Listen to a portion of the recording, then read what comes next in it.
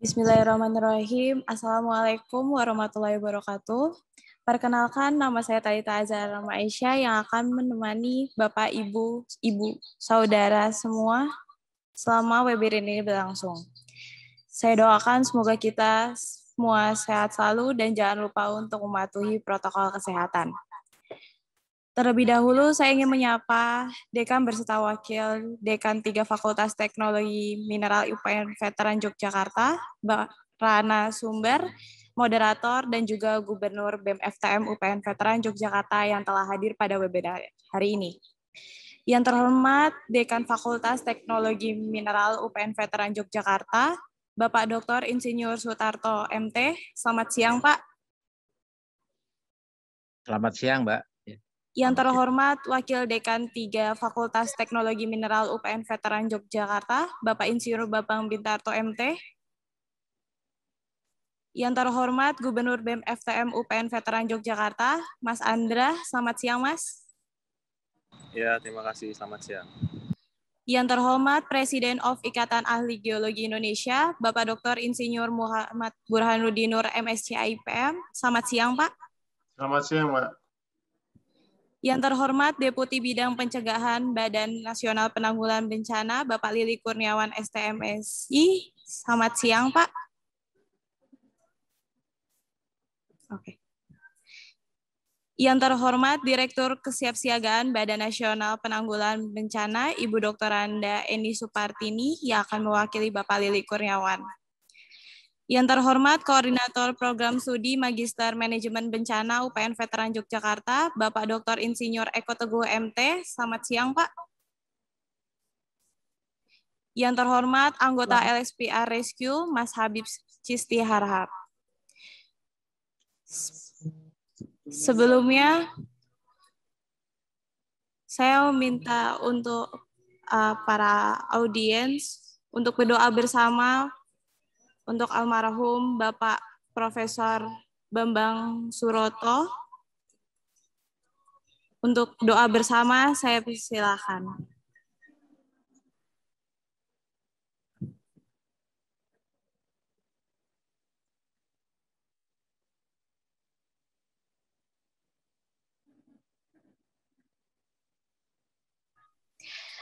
Baik, doa saya cukupkan.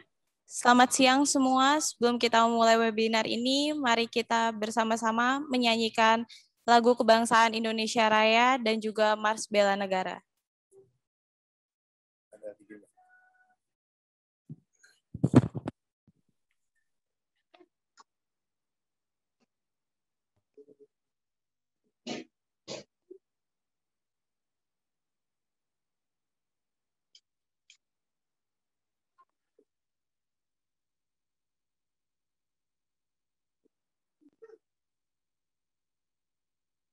Hiduplah Indonesia.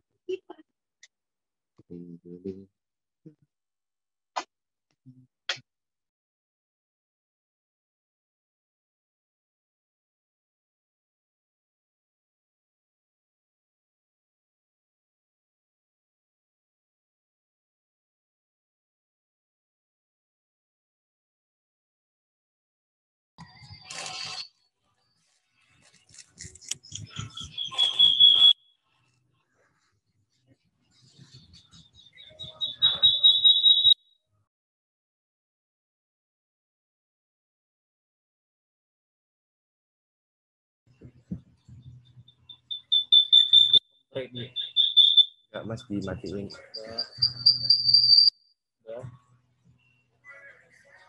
Taruh. Ini speakerku rusak.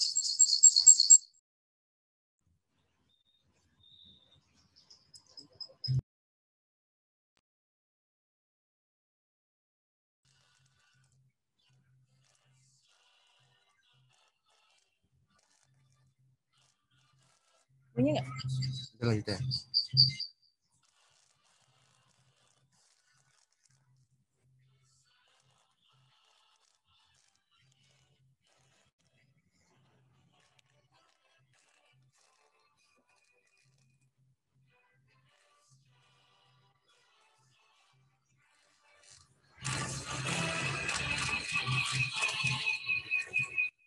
Nggak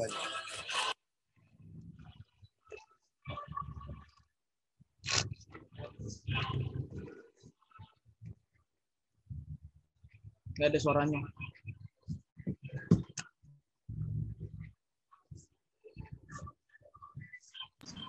Mbak, mungkin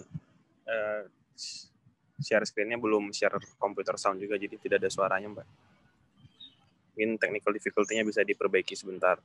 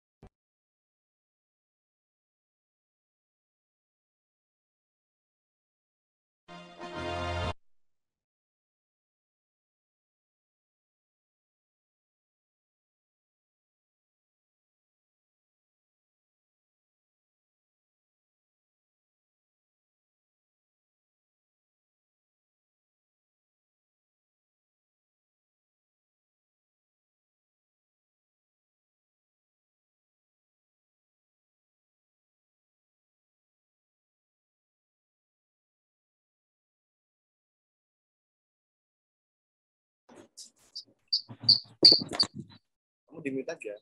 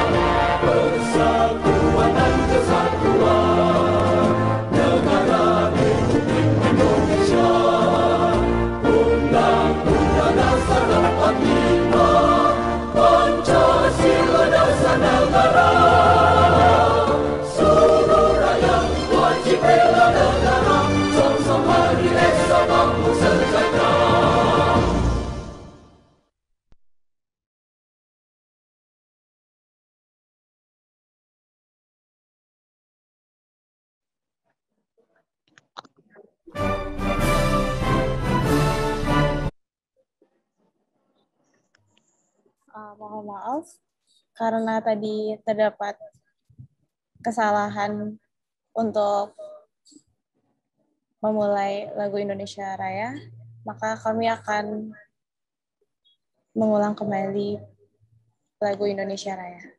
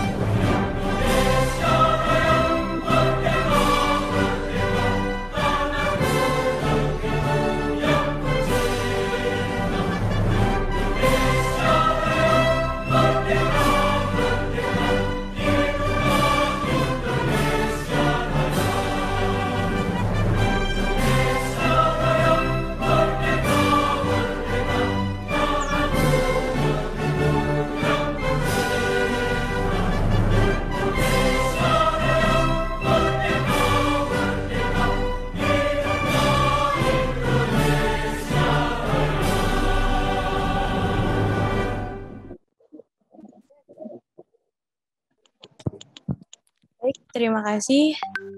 Selanjutnya, dalam mengikuti webinar Introduction to Disaster Management in Indonesia, peserta diharapkan mengikuti tata tertib pelaksanaan webinar. Berikut kami sampaikan tata tertib webinar Introduction to Disaster Management in Indonesia. Yang pertama, yaitu peserta telah melakukan pendaftaran pada link yang sudah disediakan. Yang kedua, peserta dimohon untuk tidak mengaktifkan fitur mikrofon saat kegiatan webinar berlangsung. Peserta webinar dapat bertanya selama dan setelah narasumber memaparkan materi, kemudian narasumber akan menjawab setelah pemaparan materi. Untuk format pertanyaan yaitu nama _instansi _pertanyaan. Pertanyaan dapat disampaikan di kolom chat Zoom. Lalu sertifikat akan diberikan kepada peserta yang telah mengikuti webinar dan telah mengisi absensi webinar pada link yang sudah disediakan pada kolom chat Zoom. Absensi akan ditutup pada pukul 17.00 waktu Indonesia bagian Barat. Selanjutnya, kami mohonkan sambutan dari Ketua BEM FTN UPN Veteran Yogyakarta, Mas Andra Yosi Ginta Ginting. Kami persilahkan, Mas. Ya, baik. Terima kasih. Assalamualaikum warahmatullahi wabarakatuh. Selamat pagi, salam sejahtera bagi kita semua. Om Swastiastu, Namo Buddhaya, salam kebajikan. Yang terhormat Bapak Dekan Fakultas Teknologi Mineral, yang terhormat Bapak Moderator, yang terhormat juga Bapak dan Ibu narasumber. Izinkan saya atas nama Badan Eksekutif Mahasiswa Fakultas Teknologi Mineral mewakili seluruh mahasiswa Fakultas Teknologi Mineral berterima kasih atas kesempatannya untuk memberikan ilmu dan bersedia berbagi kepada kami. Teman-teman semua, seperti yang kita ketahui bahwa Indonesia merupakan negara dengan potensi bencana yang cukup tinggi. Indonesia terletak pada Ring of Fire sebagai salah satu contohnya. Penting bagi kita untuk memahami bencana itu sendiri dan peran kita mahasiswa sebagai calon pemimpin bangsa dalam memimpin bangsa ini tentunya harus memperhatikan hal-hal tersebut. Teman-teman semua, ilmu yang kita dapat di sini harapannya dapat menjadi wadah kita sebagai pergerakan masa depan yang baik. Harapannya dengan ilmu-ilmu di sini, teman-teman bisa menyerapnya. Silakan teman-teman bertanya kepada narasumber-narasumber kita. Saya juga mohon maaf apabila dalam pelaksanaan kita ini banyak kurangnya, karena untuk hari ini kita banyak harus melakukan adjustment terkait jadwal dan juga kegiatan-kegiatannya. Terima kasih, mungkin cukup dari saya. Sekian dari saya, terima kasih. Wassalamualaikum warahmatullahi wabarakatuh. Selamat siang. Baik, terima kasih untuk Mas Andra atas sambutannya. Selanjutnya kami mohonkan sambutan dari Dekan Fakultas Teknologi Mineral UPN Veteran Yogyakarta, Bapak Dr. Insinyur Sutarto MT. Kami persilahkan, Pak. Terima kasih waktunya, Mbak. Bismillahirrahmanirrahim. Assalamualaikum warahmatullahi wabarakatuh. Yang saya hormati Mas Moderator, teman saya Bapak Dr. Muhammad Burhanuddin. Kemudian yang saya hormati para narasumber, Pak Lili Kurniawan atau Bu Eni Supartini dari bidang pencegahan Badan Nasional Penanggulangan Bencana, Pak Eko Teguh Paripurno, Ketua Pusat Studi Manajemen Bencana sekaligus Koordinator Program Studi Magister Manajemen Bencana UPN Veteran Yogyakarta. Kemudian Pak Habib Disti dari LSPR Rescue. Dan saya banggakan rekan-rekan Badan Eksekutif Mahasiswa Fakultas Teknologi Mineral dan Bapak, Ibu, saudara-saudara para peserta. Maaf ini barangkali agak ramai karena kami sedang di gedung rektorat menunggu kedatangan almarhum Profesor Bambang Suroto, pendiri dan sekaligus profesor pertama Fakultas Teknologi Mineral. Jadi mohon maaf kalau agak terganggu. Sangat penting ini acara ini karena untuk belakangan kita banyak terjadi bencana sehingga webinar Introduction to the Disaster Management in Indonesia tentu saja mempunyai peran penting nanti untuk bisa disampaikan ke Bapak, Ibu, dan rekan-rekan semuanya. Saya lihat di sini para pembicara dan termasuk Pak Moderator sangat concern di dalam bidang disaster management ini ya. Semoga nanti apa yang disampaikan Bapak, Ibu, para narasumber bermanfaat bagi kegiatan manajemen bencana di Indonesia ya. Saya kira itu saja yang bisa saya sampaikan. Semoga acara ini nanti berjalan lancar sampai selesai. Terima kasih untuk perhatiannya. Wassalamualaikum warahmatullahi wabarakatuh. Kami kembalikan ke narasumber, ke MC. Baik, terima kasih Pak atas sambutannya. Baik, webinar ini akan langsung dipandu oleh Bapak Dr. Insinyur Muhammad Burhanuddin Nur MSc IPM. Waktu dan tempat kami persilahkan Bapak.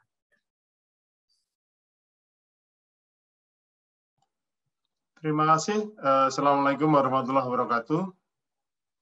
Waalaikumsalam warahmatullahi wabarakatuh.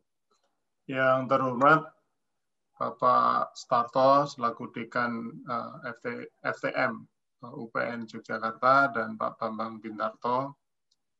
Kemudian teman-teman mahasiswa, pengurus BEM dan sebagainya, dan yang saya banggakan Bapak Lili Kurniawan, Deputi Bidang Pencegahan BNPB, dan Ibu Eni Supartini di Direktorat Kesiapsiagaan BNPB, serta teman saya di IAGI dan juga expert di bidang kebencanaan, Bapak Dr. Eko Teguh Paripurno. Dalam hal ini nanti akan membicarakan tentang manajemen bencana geologi, dan pembicara pertama Bapak Lili atau Ibu Eni nanti akan bicara tentang kondisi penanggulangan bencana di Indonesia. Serta Mas Habib Kristi dari LSPR Rescue, peran mahasiswa dalam penanggulangan bencana di Indonesia. Teman-teman sekalian, Bapak Ibu, saya rasa saya ingin menyapa dulu. Apakah Pak Lili atau Bu Eni Supartini sudah online?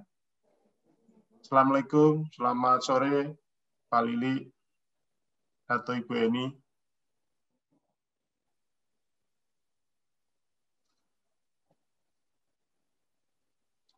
Oke, mungkin belum online. Mungkin panitia bisa menghubungi atau mengkonfirmasi dengan Ibu Lili atau Pak Lili atau Ibu Erni. Silahkan posisinya di mana, sudah join atau belum. Kalau Pak Lili tadi di Zoom sempat join tadi. Mungkin. Kemudian yang kedua pada Pak Eko Teguh Paripurna. Assalamualaikum Pak Eko Teguh, selamat sore. Waalaikumsalam, itu saya lihat ada di tengah Pak. Ya. Jadi mungkin belum buka itunya. Belum buka. tapi ada di ini direktorat. Siap. Direktorat ya. Udah siap belum Pak ya? Udah join belum Pak? Pak. Sebentar saya cek dulu ya panitia Pak Eko Teguh.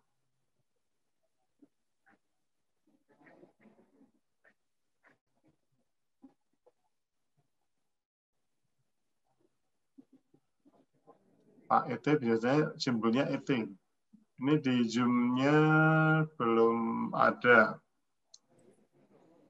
Mohon maaf Pak, mungkin Pak ET sedang ikut penghormatan terakhir. Oke. Kemudian untuk pembicara ketiga, Mas Habib Kristi atau Pak Habib Kristi, apakah sudah hadir? Apa? Ini Oke, ini Pak Habib juga belum hadir. Mungkin panitia bisa mengkonfirmasi dulu. Itu Pak Ete udah siap ini di belakang saya, Pak. Oh, Pak itu udah siap. Habib sendiri. Oke, Pak Ete ya.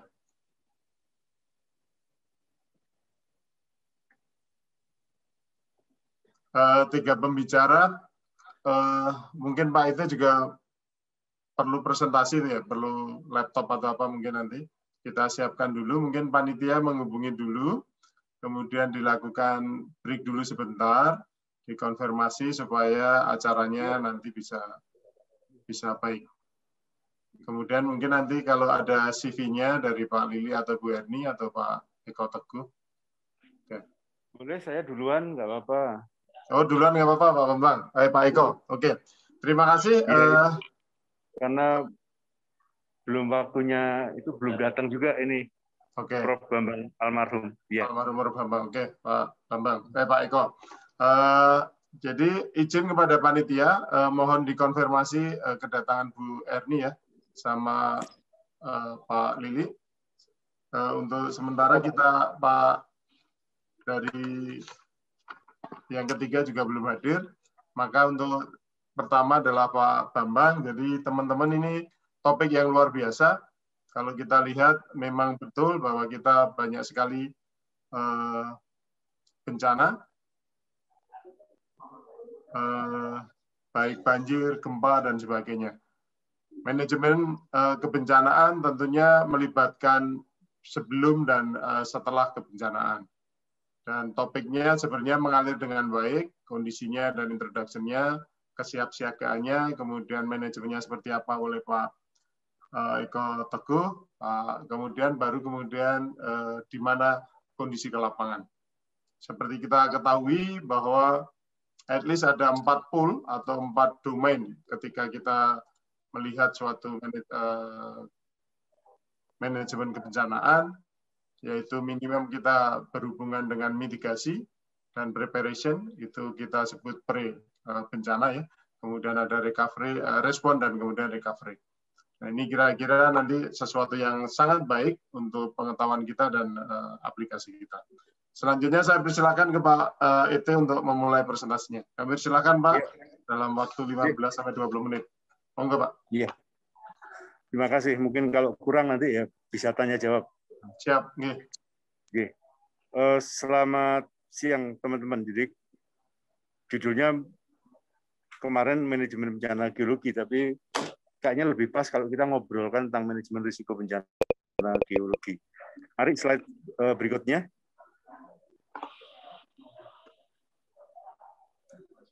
Boleh? Ya. Topik pertamanya tentang risiko bencana. Jadi risiko itu meningkat kalau kita lengah. Jadi kita perlu memahami risiko dan perlu mengelola risiko. Slide berikutnya. Ada definisi di slide berikutnya, boleh? Ya, ada istilah bencana, ada istilah risiko bencana, ada istilah pengurangan risiko bencana. Ini yang kita perlu clear. Nah, karena kalau di teman-teman geologi biasanya payung besarnya itu mitigasi. Tapi kalau kita buka dokumen yang lain, itu mengelola risiko bencana itu menjadi urusan yang menarik buat teman-teman di geologi. Jadi PR-nya sebenarnya lebih pada mengelola risiko bencana geologi. Slide berikutnya.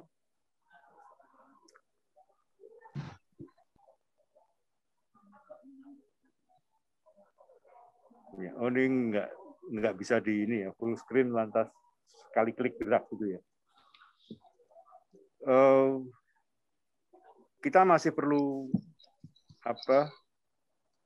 meningkatkan ketangguhan karena kita tahu kejadian bencana kita tuh tinggi sampai tahun 2021 itu banyak sekali. Baik yang alamiah, non alam maupun teknologi. Yang alamiah itu loh yang orang masukkan kebanyakan adalah bencana-bencana geologi ini yang menjadi PR bersama kita mengelola risiko bencana, dan kesadaran awalnya dimulai dari kesadaran bahwa bencana kita itu banyak. Slide berikutnya.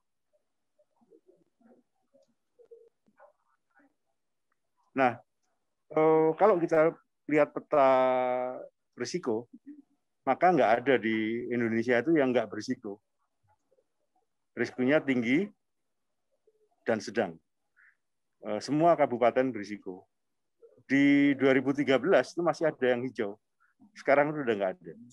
Ya, itu data di 2021 oleh kementerian yang mendatakan justru Kementerian Dalam Negeri karena dalam tanda petik pengelola kabupaten kota se-Indonesia. Slide berikutnya. Kita biasanya melakukan kegiatan dalam, boleh slide berikutnya?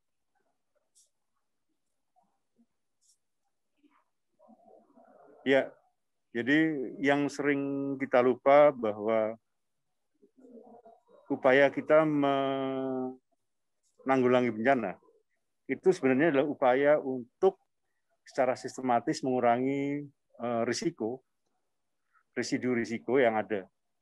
Jadi kalau nggak ada penanganan apa-apa, itu risikonya tinggi sekali. Maka dicoba dikurangi dengan perencanaan yang baik dalam pembangunan. Kalau masih berisiko, dikurangi lagi dengan pencegahan. Ada risiko lagi, dikurangi dengan mitigasi. Risiko lagi, dikurangi dengan kesiapsiagaan.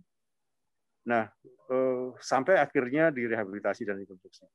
Saya sering bilang di teman-teman mahasiswa bahwa tidak ada satu relung yang tidak bisa dilakukan oleh teman-teman geologi dan secara umum ilmu kebumian. Jadi semua bisa melakukan dengan baik. Slide berikutnya. Jadi catatan itu tadi memastikan bahwa kita bisa merencanakan pembangunan, kita bisa mencegah, bisa mitigasi, bisa kesiapsiagaan, bisa nangani darurat. Nah, yang dimaksud mengelola risiko itu seperti apa sih? Ya, kalau ada ancaman di satu tempat, nah kalau di geologi nanti bisa banjir, longsor, gunung meletus gitu ya. Maka sebenarnya kita harus punya kemampuan untuk mengelola. Tapi biasanya kita juga punya kelemahan sehingga akan terjadi begini. Di tempat yang ancaman atau bahayanya tinggi, risikonya akan tinggi bila kita nggak punya kemampuan, tapi kita punya kelemahan. Nah, akan berkurang kalau kita punya kemampuan. Kemampuan mengelola bahaya itu menjadi penting. Yang risikonya apa sih? Nah, risiko itu bisa terjadi di orang, kelongsoran mati, bisa di fisik, rumah hilang, atau sosial konflik, ya, berantem perebutan sumber daya, atau finansial ekonomi, dan juga yang lain. Jadi risiko bencana itu terjadi pada aset, pengurangan nilai aset. Slide berikutnya. Slide berikutnya. Nah, sekarang kita perlu memahami bahaya, memahami ancaman. Ini kerja-kerja di geologi itu paling kental di urusan ini. Slide berikutnya.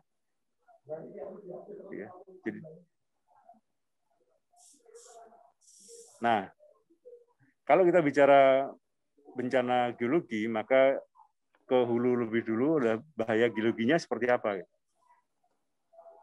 Ilmu-ilmu geologi itu sebenarnya yang paling penting mencoba mengkaji penyebabnya, mengkaji faktor rusaknya dan seterusnya sampai bagaimana nanti pengelolaannya. Jadi yang dikelola adalah karakternya, karakter dari setiap bahaya. Nah, kalau gempa kita tahu karakter umumnya ini karena ada gerak lempeng, ya, yang kecepatannya berbeda. Karakter berikutnya si lempeng itu subduksinya, sudutnya berbeda. Distribusi patahannya berbeda. Yang berakibat besarnya berbeda. Tapi nanti risikonya juga ada. Kalau orang bikin rumahnya buruk, risikonya akan lebih besar. Kalau berada di jalur microstructure, ya risikonya lebih tinggi. Jadi memahami karakter 9-10 poin itu menjadi penting di setiap bahaya geologi. Ya, nah, itu gempa. Slide berikutnya, ini kayak berburu dengan waktu. Prof. Bambang almarhum. Slide berikutnya, Mas, Mbak. Halo. Berikutnya tsunami. Nah, tsunami itu pemicunya karena gempa tadi gitu. Di pantai akan ada. Nah, tsunami itu terjadi kalau ada subduksi yang mendorong air ke arah darat, berbedanya dengan gelombang. Jadi gelombang itu geraknya vertikal, nggak akan dia akan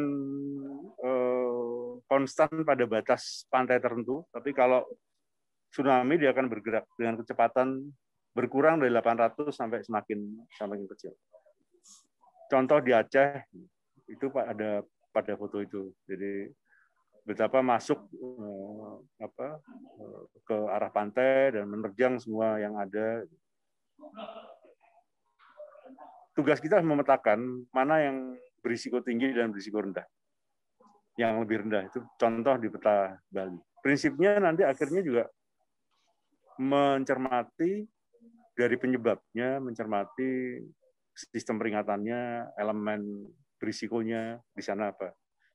Jadi geologinya di satu sisi ke genetisnya dari bahaya sampai faktor berisikonya apa.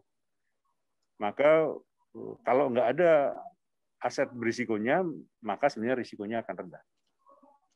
Jadi ini menarik untuk belajar geologi, tapi juga belajar memetakan nilai aset di kawasan rawan bencana. Slide berikutnya, bencana yang dipicu oleh bahaya geologi lainnya adalah, yuk, mari slide berikutnya, erupsi gunung api. Seolah-olah namanya satu, erupsi gunung api. Tapi di dalamnya akan banyak. Yang berisiko terhadap aset itu berbeda-beda. Ya. Abu vulkanik berisiko terhadap orang. Lahar terhadap aset ekonomi. Piroklastik, aliran piroklastik, yang hembusan, yang jatuhan akan beda. Longsoran gunung api juga berbeda. Maka pendekatan yang dilakukan mulai yang bersifat jauh dulu, pemetaan geologi, sehingga sebaran produk erupsi itu dipetakan, sampai peta geologi gunung api ya, sampai pemetaan KRB, kawasan rawan bencana erupsi gunung api.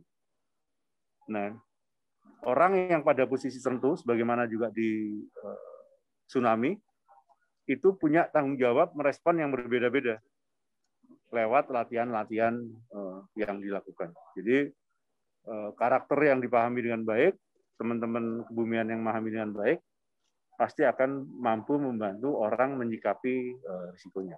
Slide berikutnya.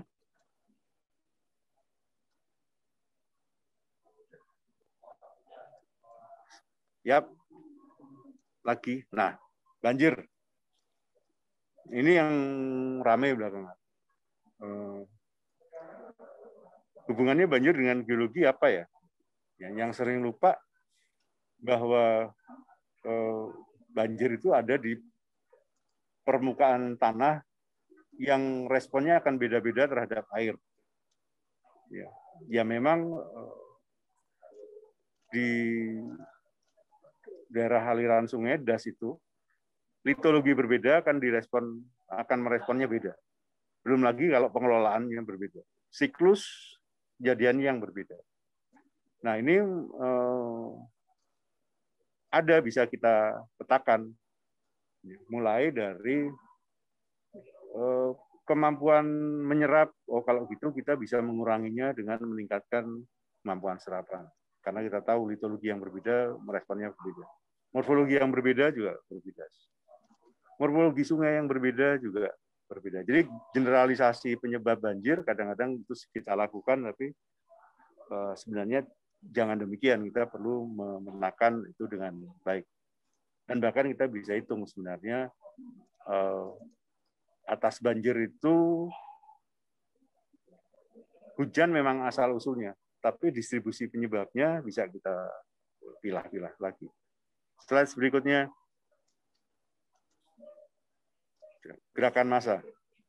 Nah, gerakan massa ini yang paling sering, sulit dipantau. Kalau gunung kita bisa bersandar ke PVMBG. Kalau tsunami bisa bersandar ke BMKG. Banjir ke BPDAS. Gempa ke PVMBG. Gerakan massa ini karena kecil-kecil, belum ada satu badan yang dalam tanda petik bertanggung jawab atas itu. Karena kemampuan warga dalam membaca, kontrol fenomena yang ada di sana dan melakukan mengelola pemicunya itu menjadi penting. Jadi pengelolaan longsor itu bisa hitungan per RT, kelompok rumah. Nah, ini pekerjaan rumah buat kita. Selain kita mendeskripsikan jenis longsornya, pola gerakannya, modelnya seperti apa, sehingga kita bisa membuat sistem peringatan. Tidak harus sulit. Cari yang sederhana, murah. Prinsipnya bahwa peringatan itu hadir sebelum kejadian dan orang merespon setelah peringatan muncul sebelum kejadian bahaya hadir.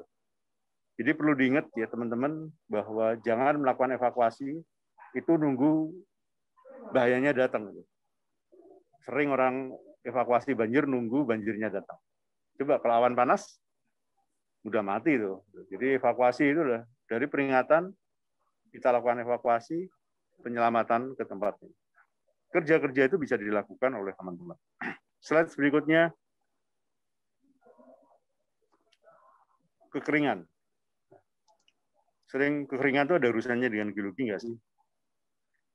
Jangan lupa, kekeringan itu bukan hanya dipengaruhi oleh apa yang ditanam di atasnya, tapi juga dan hujan yang ada, tapi juga bagaimana sih tatanan geologi yang ada dan bagaimana kita ngelolanya. Ada istilah geohidrologi, ada istilah hidrogeologi yang perlu didorongkan gitu. Kemampuan untuk kita kelola. Jadi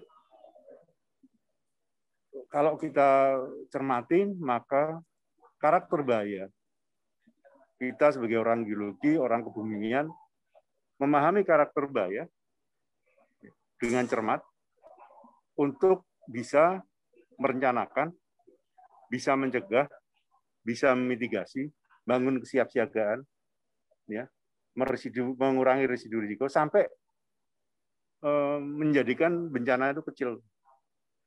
Nah, gimana kita melakukannya? Slide berikutnya.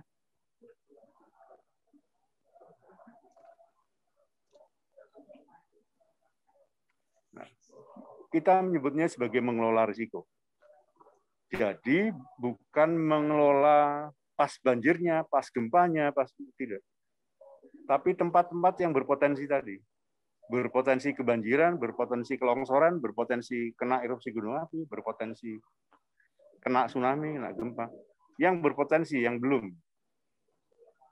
Karena itulah nyebutnya ngelola risiko. Jadi mencermati komponen-komponen bahaya yang dilihat dari sisi aset berisiko apa, lantas kita ngelolanya seperti apa. Soalnya kalau enggak, nanti kita jadi masuk ke geologi yang telat. Karena yang dikelola adalah sudah bencananya, bukan risikonya. Slide berikutnya. PR memastikan risiko berkurang, itu adalah pertama yang perlu diketahui, ada risiko, total risiko, yang perlu dikelola adalah mengelola di sisi preventif, dan protektif. Jadi mengelola penyebab dan akibat dari risiko. Contohnya gini, orang naik motor mengelola risiko sebelum tabrakan itu ya pakai helm, hati-hati. Kalau udah tabrakan, mengelola paskanya itu ya bagaimana ambulan itu cepat, ya, ditolong orang dengan cara yang baik. Kalau enggak akan gagal, risikonya akan terjadi menjadi bencana yang sudah kita bisa perhitungkan pasti terjadi. Jadi kalau ada orang tabrakan, preventif di awal, mengelola penyebabnya. Itu contohnya adalah orang pakai helm sama kecepatannya, itu akan lebih rendah risikonya dibanding nggak pakai helm. Tapi ketika ada dua orang yang sama-sama pakai helm tabrakan, yang satu di sekitarnya ada orang yang bisa mengelola tabrakan, yang korban yang jatuh, maka akan disebutnya sebagai pengelolaan P3K, pengelolaan P3K, pertolongan pertama pada kecelakaan. Tapi kalau nggak bisa, yang terjadi malah kecelakaan pada pertolongan pertama. Jadi itu yang perlu. Jadinya mengelola risiko dari preventifnya dan protektifnya. Atas bencana-bencana yang ada berurusan dengan geologi, tadi bahaya-bahaya yang muncul tadi, kita bisa melakukan. Jadi secara preventif dan secara protektif. Berikutnya, slide berikutnya.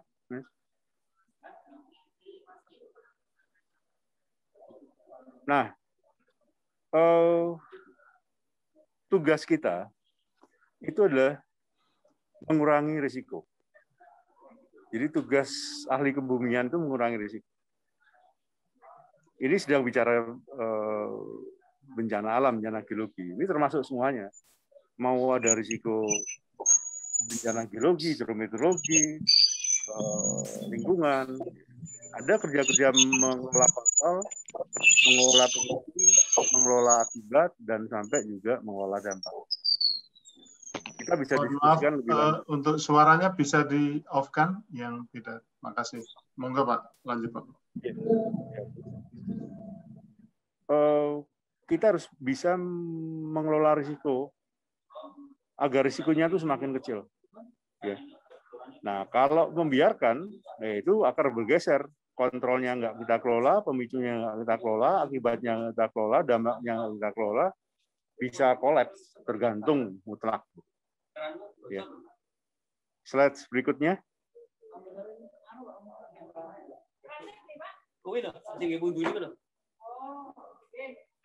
Mari Mas, slide berikutnya.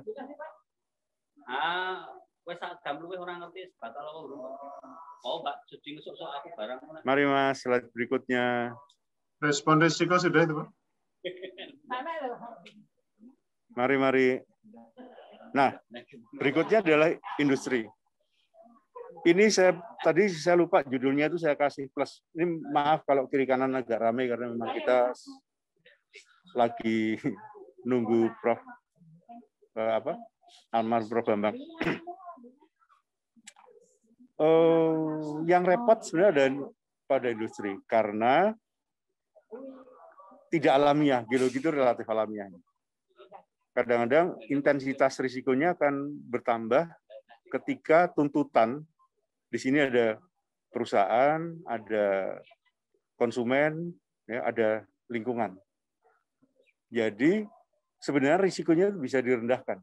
Tapi contohnya ini di pencemaran. kenapa pabrik itu harus mencemari? Karena orang pengennya beli murah. Ya, gitu. Nah, jadi upaya-upaya itu nggak bisa dilakukan. Upaya geologi macam apapun itu jadi bisa nggak sih berperan? Bisa. Mengelola limbah P3 nyari tempat yang tepat, mengelola sampah nyari tempat yang tepat. Banyak industrial disaster itu muncul karena ada bagian ini negosiasi antara harga jual dari yang ada. Slide berikutnya. Nah, sebagai penutup. Ngilmu iku kelakone kanthi laku. Jadi kalau kita mau melakukan apa-apa itu ya harus berusaha. Saya coba, kayaknya ada ceritanya. Slide berikutnya silakan Mas.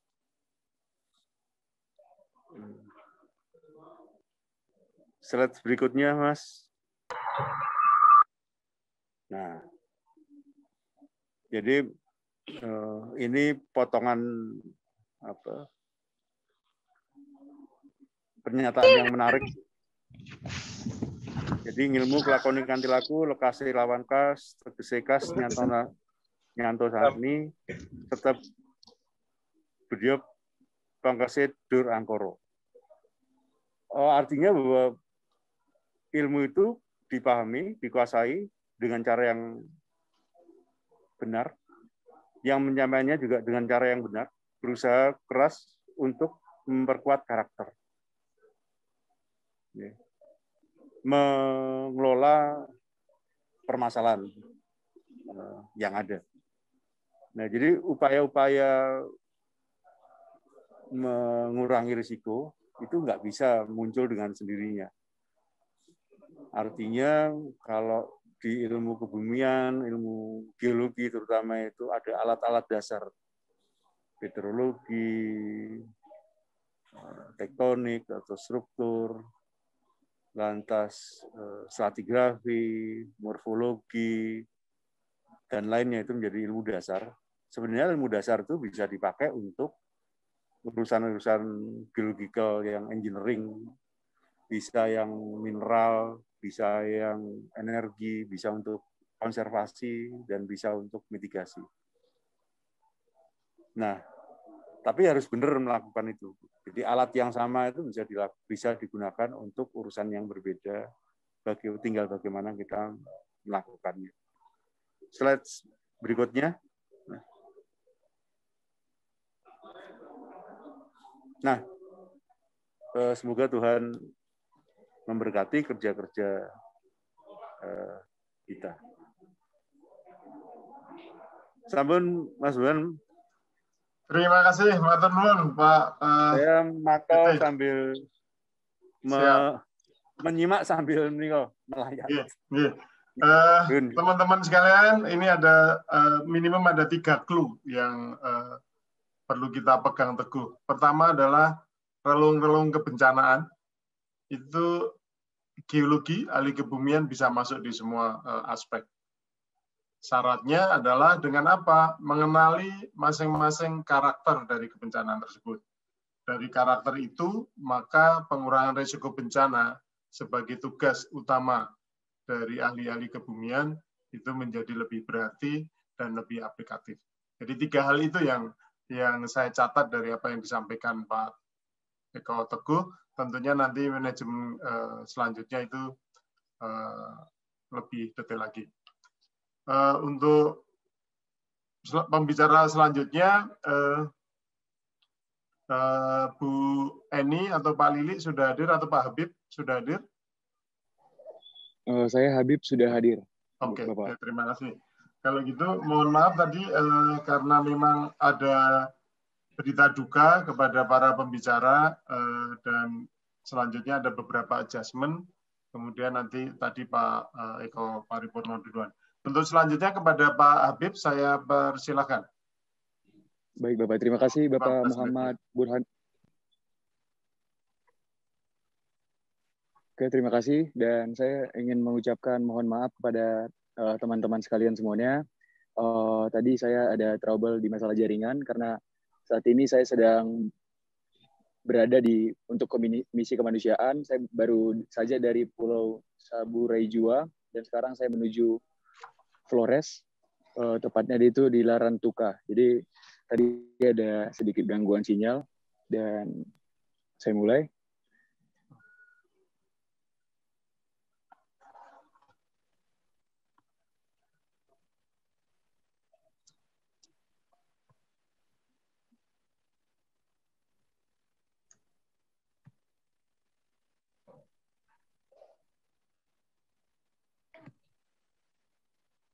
Silakan, panitia. Oke, good. Oke, terima kasih. Sebelum saya mulai, saya ingin mengucapkan terima kasih kepada Sivitas Akademik LSPR yang telah memberi ruang untuk berkembang dan sangat khusus ucapan terima kasih kepada dosen saya, Muhammad Hidayat, yang saat ini sedang tugas belajar untuk pendidikan doktornya di IPB, Komunikasi Kebencanaan. Dan beliau ini sebagai mentor saya juga, background-nya di bidang kemanusiaan itu sudah sangat banyak, dan sangat banyak juga jasa-jasanya untuk membimbing saya. Next, selanjutnya, tolong.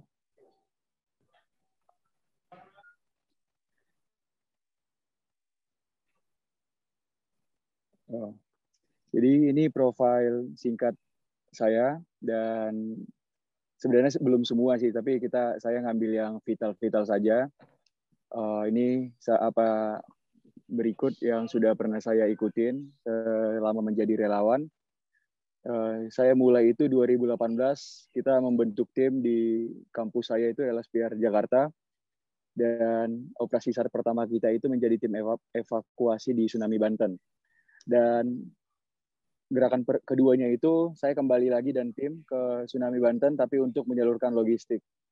Dan bisa dilihat di PPT itu ada hampir semua saya sudah cantumkan di situ. Dan kemungkinan untuk mempersingkat waktu, kita next lagi.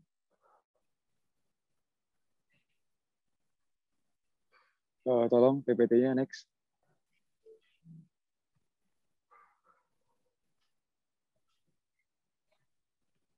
Kenapa mahasiswa harus berperan dalam penanggulangan bencana? Jadi saya terima kasih kepada Bapak Eti Paripurno. Saya terima kasih kepada Bapak Eti Paripurno yang sebelumnya menjadi narasumber pertama, karena sudah dijelaskan kenapa kita harus fokus terhadap kebencanaan di Indonesia.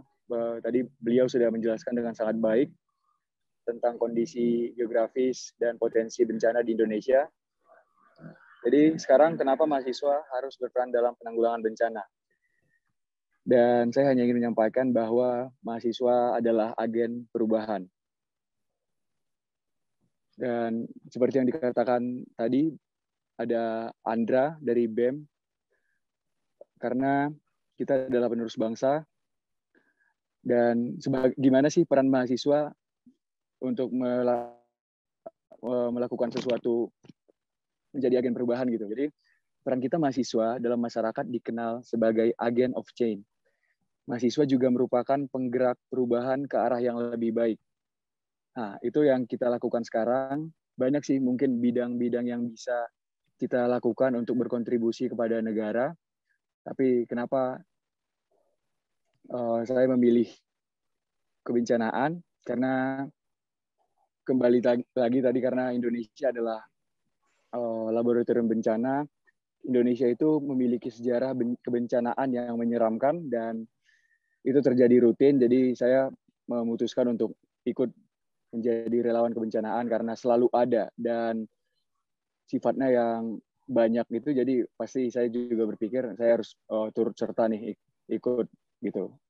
Karena selalu perlu orang, dan semua instansi dari apapun dia, mahasiswa itu selalu ada tempat tersendiri. Begitu. Jadi kenapa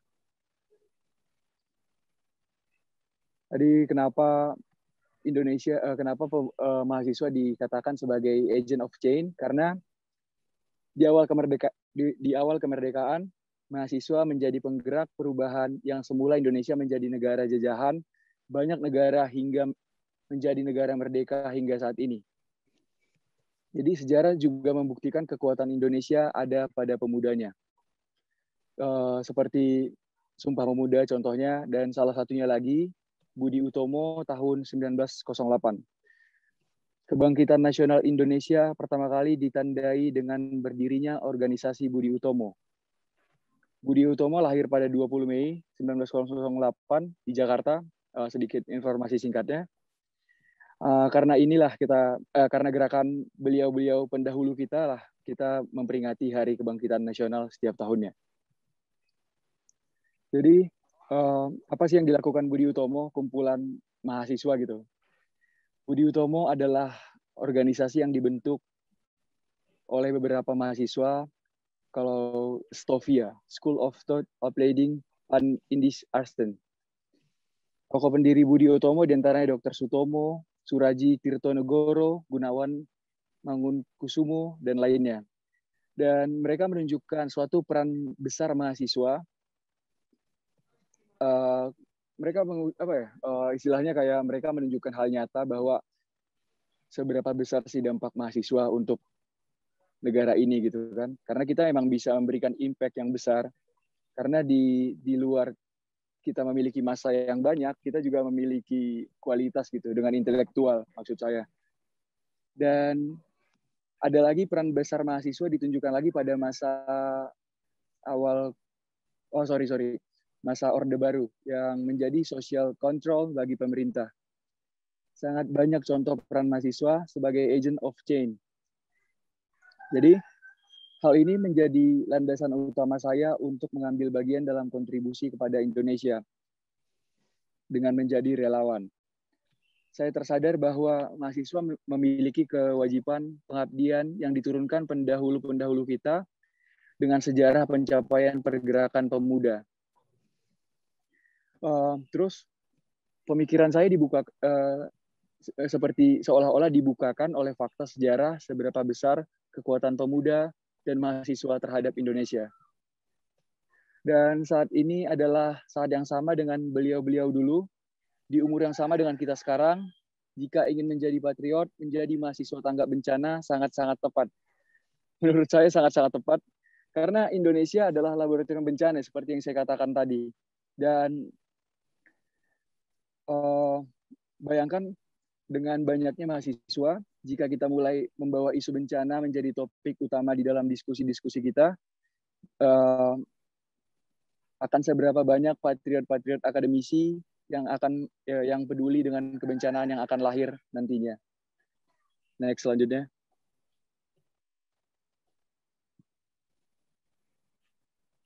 Tolong PPT selanjutnya, Mas.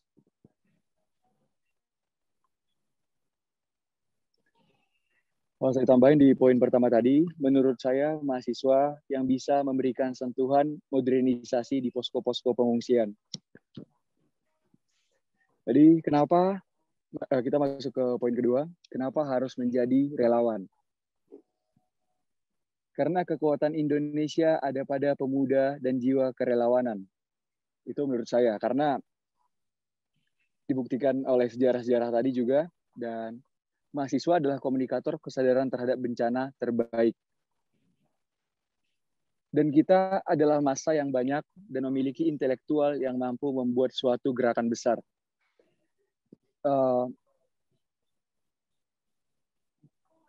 Dan tentu saja banyak bentuk kontribusi yang dapat kita lakukan untuk Indonesia.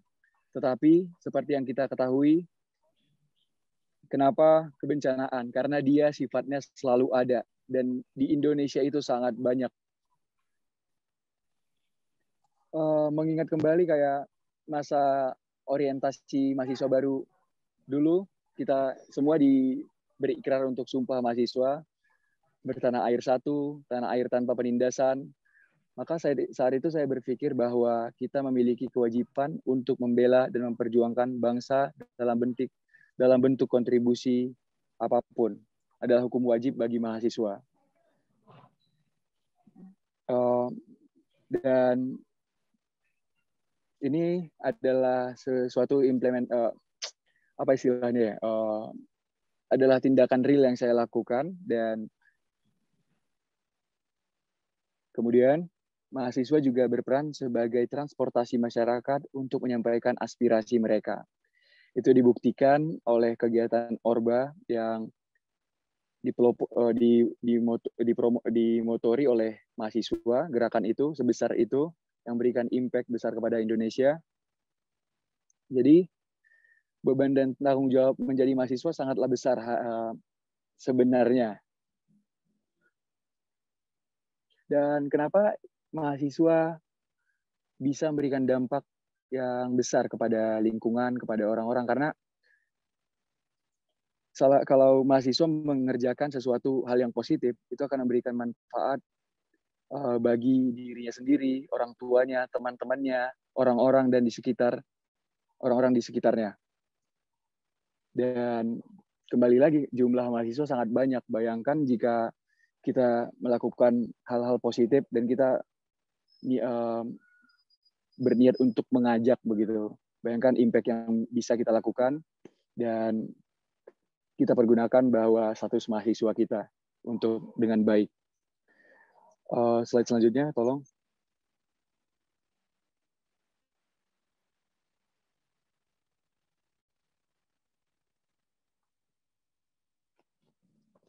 Seberapa penting mahasiswa turut serta dalam penanggulangan bencana? Saya ingin menjelaskan secara singkat, padat dan jelas di poin ini. Simpel saja, dalam kesuksesan bernegara terdapat konsep yang dinamakan pentahelix, yaitu kolaborasi 5 unsur atau subjek atau stakeholder yang untuk menanggulangi bencana. Jadi 5 stakeholder ini adalah akademisi, pengusaha, komunitas, pemerintah, dan media. Dalam pentahelix tersebut, pemuda dan mahasiswa itu bagian dalam komunitas atau masyarakat. Jadi kita menjadi stakeholder untuk kesuksesan bernegara. Bayangkan seberapa besar peran kita untuk negara ini. Dan itu bisa menjadi acuan sih. Jadi kita mungkin kita menilai bahwa kita tidak melakukan apa-apa atau kita hanya melakukan tindakan kecil, tapi enggak, karena dengan menjadi mahasiswa yang melakukan positif, itu adalah sesuatu yang besar. Dan itu akan mendatangkan, merangsang orang-orang di sekitar kita untuk melakukannya juga gitu. Dan next.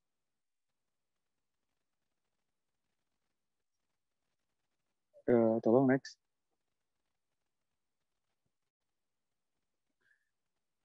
Kuliah dan menjadi relawan aktif. Mungkin teman-teman di sini ada yang bertanya-tanya bagaimana saya mengatur waktu saya untuk kuliah dan menjadi relawan. Mindset saya itu seperti ini. Saya tetap memprioritaskan kuliah karena saya mendapatkan pengetahuan, maksudnya kesadaran tentang kebencanaan juga dari kuliah, dan tetapi saya memfokuskan kegiatan kemanusiaan untuk bidang saya di luar perkuliahan. Jadi cara mensiasatinya karena tanggap bencana itu selalu berbentuk tim. Itu kumpulan beberapa orang atau banyak orang, bahkan bisa sampai terstruktur jelas gitu. Itu bisa banyak banget karena karena secara naluri orang-orang pasti ingin berbuat baik, ingin saling membantu kan. Jadi kalau sudah dimulai pasti banyak banget yang akan mengikuti kegiatan kerelawanan seperti ini. Jadi saya biasanya dengan tim itu kalau ada sesuatu yang darurat, kita diskusiin dulu siapa yang masih punya jatah absen. Jadi siapa yang masih punya jatah absen, dia harus berangkat dulu gitu, dengan kalau dia mau gitu. Dan mungkin sejalan sih nanti teman-teman kalau sudah memulai dan bertekad untuk aktif sebagai relawan dari mahasiswa, nanti akan tahu caranya bagaimana itu. Karena tidak harus semuanya kan, jadi bisa saling backup gitu, bisa saling membantu. Dan jika kalau bukan keadaan darurat, teman-teman jangan meninggalkan kuliah jadi sayang absennya juga kan. Jadi kita adalah mahasiswa, orang-orang juga pasti tahu kita datang dari barisan mahasiswa karena kita punya tempat sendiri, itu yang saya bilang tadi. Tentunya ada kewajiban yang harus dilakukan. Kita hanya datang saat kita bisa. Maksudnya kalau memang lagi ada kuliah dan kita tidak bisa datang, orang-orang pasti tahu kita ada kewajiban yang harus kita lakukan lagi. Dan untuk menjaga hubungan secara sesama relawan itu paling menjaga komunikasi dan di zaman ini kita sudah punya yang namanya handphone kan, jadi melalui phone dulu mungkin harus bermain ke sekre, harus seperti itu. Dan saya ingin menyampaikan bahwa menjaga motivasi untuk menjadi relawan itu sebenarnya susah-susah gampang ya, karena banyak teman-teman saya yang sebenarnya dari awal gitu, saya ada teman-teman itu sangat banyak, ada hampir 12 orang yang aktif gitu.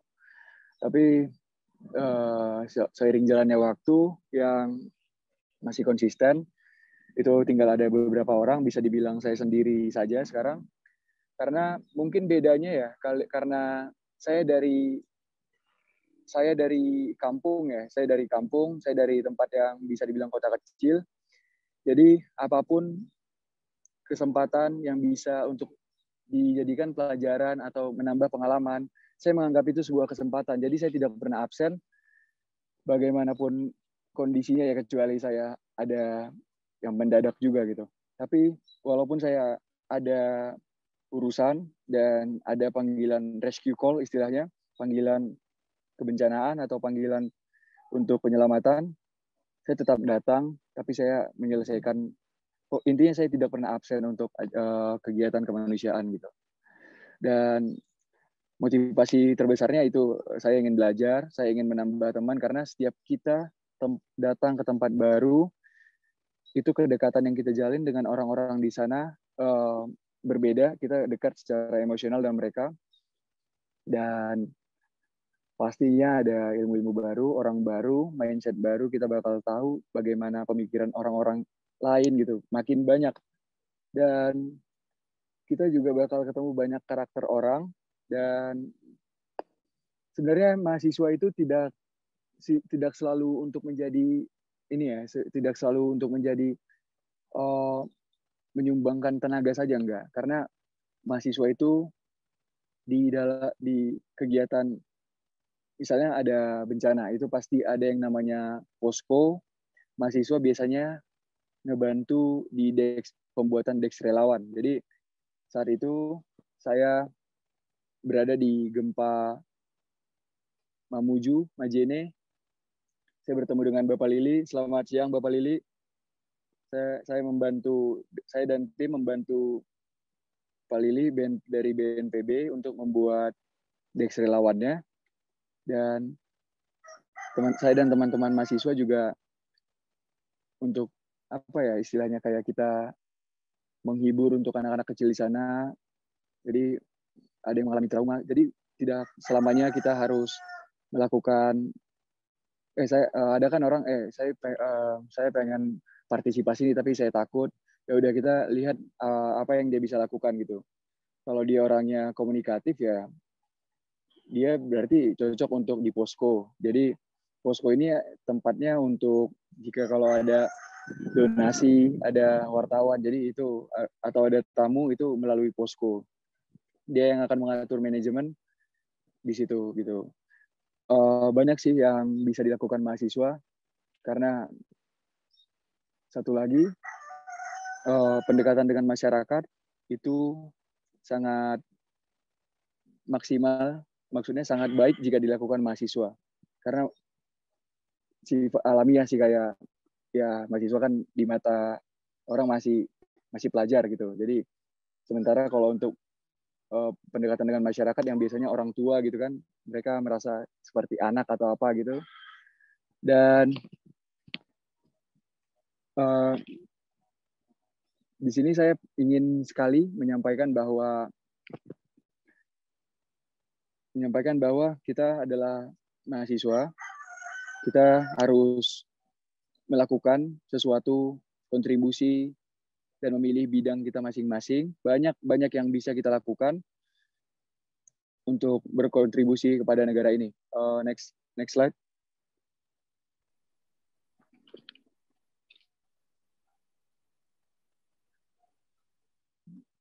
Tolong next.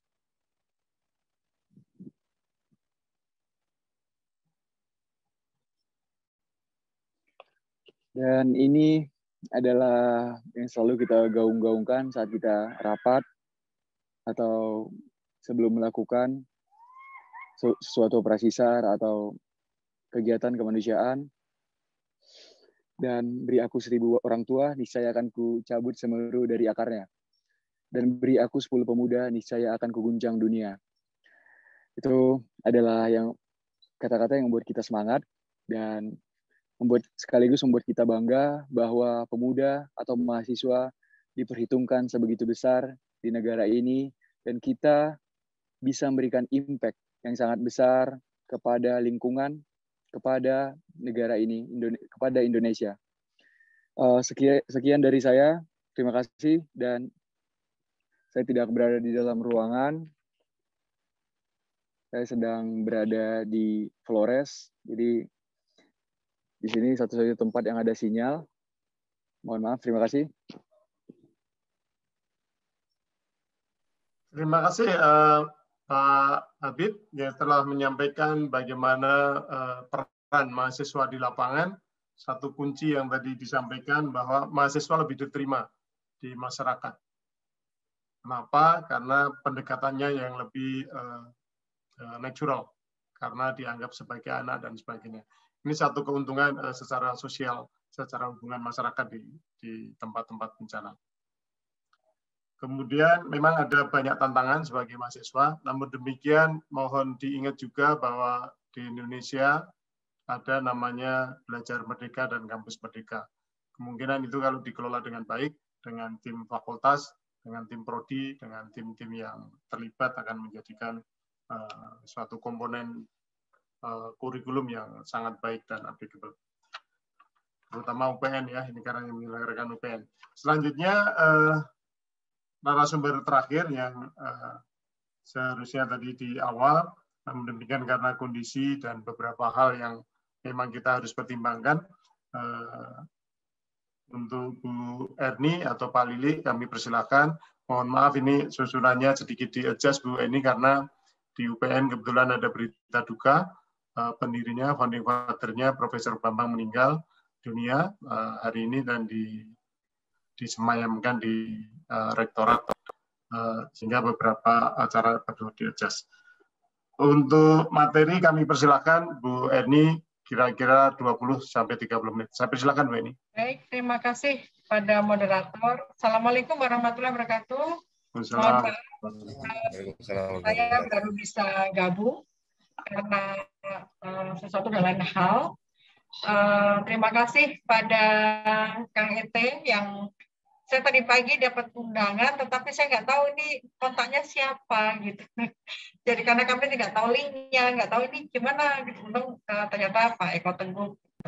Mungkin next kalau membuat satu undangan ada kontak personnya. Jadi para yang terlibat itu nggak bingung gitu. Ini hanya koreksi positif ke depan. Itu masukan yang baik Bu, masukan yang baik untuk panitia. Baik, saya boleh diberi kesempatan untuk share screen ya, biar gampang. Ya betul, lebih suka share sendiri karena kalau di share yang lain biasanya delay beberapa detik. Iya. Silakan panitia diberikan share akses untuk Bu Eni. Oke.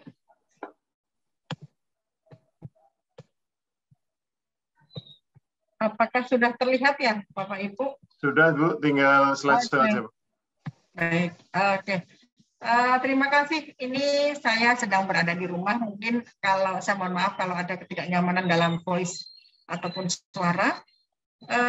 Terima kasih. Ini saya sedang bingung juga.